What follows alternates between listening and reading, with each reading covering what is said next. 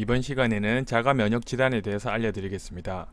자가 면역 질환이 어떤 질병인지, 왜 생기는지와 어떻게 하면 치유할 수 있는지 등에 대해서 개인적인 약사의 의견을 알려드리겠습니다. 빠른 결론을 먼저 드리면 자가 면역 질환은 면역 체계의 교란에서 온다.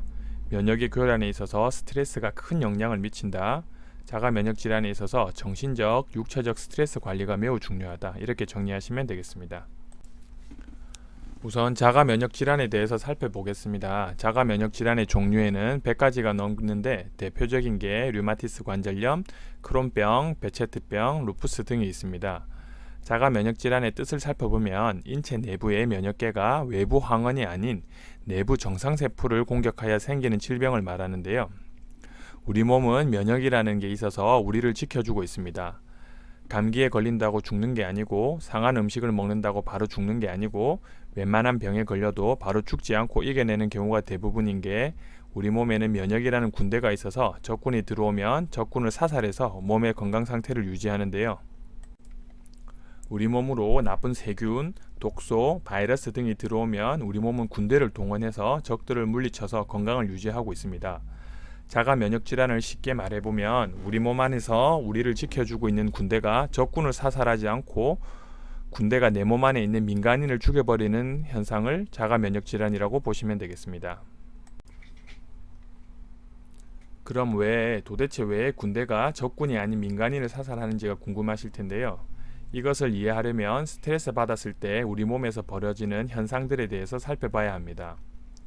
자가 면역 질환이라는 게 유전적인 원인도 높다고 보지만 개인적으로는 스트레스가 큰 원인이라고 생각을 합니다.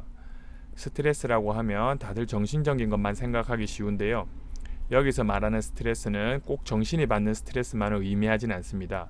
즉 육체가 받는 스트레스도 포함이 되는데요. 오랫동안 과로하거나 몸이 피곤한 상태로 오래 있거나 잠을 오래 잘 자지 못하는 등등의 상태가 되면 바로 육체에게는 큰 스트레스가 됩니다.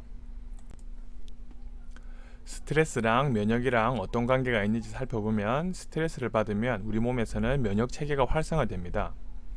잠을 많이 안 자거나 몸에 안 좋은 음식을 많이 먹거나 화나는 일이 많이 생기거나 긴장 상태가 오래 유지가 된다면 몸이 느끼는 스트레스, 마음에 느끼는 스트레스 모두 우리 몸에서는 면역을 활성화시킵니다.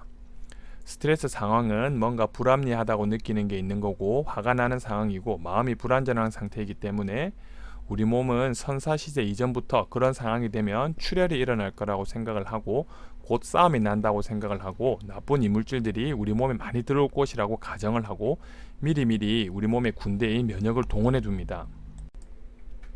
하지만 실제로 전쟁이 일어나는 경우는 많지 않습니다. 그런 무장한 군인들을 밖에 계속 세워두면 안 되니 다시 무장 해제를 시켜서 숙소로 돌려보내야 되는데요.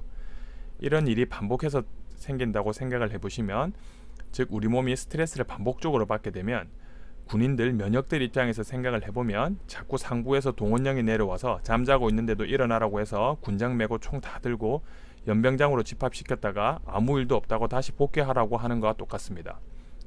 그걸 매일 한다고 생각을 해보면 군인들 입장에서는 짜증이 나기 쉽습니다.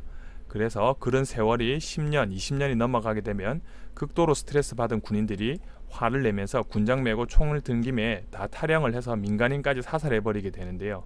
이런 현상들, 즉 나를 지켜줘야 될 면역, 군인들이 오히려 나를 공격하는 게 자가 면역 질환이라고 보시면 되겠습니다.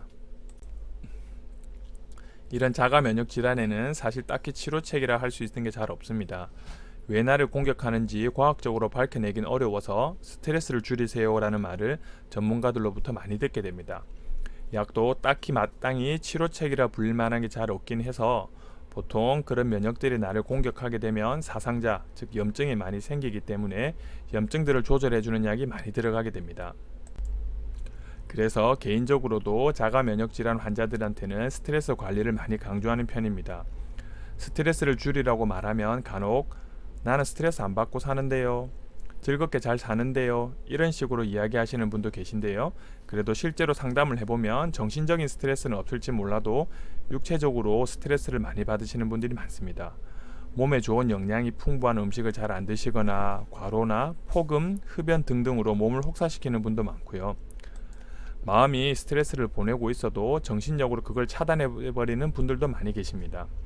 이 정도 스트레스는 스트레스도 아니라고 생각하고 다들 이 정도의 스트레스는 가지고 살지 않나 라고 생각하고 그래도 이런 스트레스는 즐거운 거야, 이겨낼 거야, 이런 식으로 생각하시는 분들이 많이 계신데요.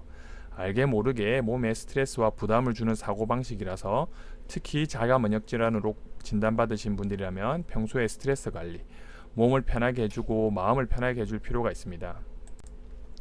끝으로 자가 면역 질환이라는 것도 이유가 있다고 봅니다. 물론 유전적인 원인도 있겠지만 후천적인 생활 습관, 식습관, 수면 습관 등등에 의해서도 많이 생겨난다고 보기 때문에 자가 면역 질환이 의심되거나 자가 면역 질환으로 진단받으셨던 분들은 그동안 내가 몸을 혹사시킨 건 아닌지, 왜 내 몸이 나를 공격했을까 등등을 고민해 보시는 게 좋겠습니다. 이번 영상은 여기까지입니다. 구독이 필요하신 분은 하단에 구독 버튼을 눌러주시면 되고 문의나 상담이 필요하신 경우는 오른쪽 위를 참고하시면 되겠습니다.